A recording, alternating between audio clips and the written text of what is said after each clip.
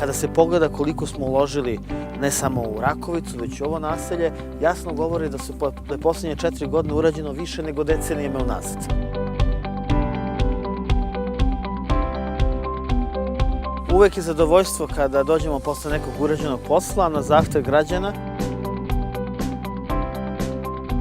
I sad ova ulica zaista izgleda onako kako treba da izgleda ulica u jednom uređenom i naseljenom mestu u delu Beograda. Pošto nam se ljudi žalili, onda smo mi uradili stvar koju nikad niko pre to nije uradio. Znači, doneli smo odluku u kome smo omogućili ljudima da se legalizuju postojeće mreže, da mi preuzmemo te mreže kao vodovod. I to je jedini put kako možemo da radimo. Bez lažnih obećanja, bez priča da ćemo da završimo sve za jedan dan jer to nije moguće, ali na ovaj način zajedno sa građanima rešavamo problem po problem.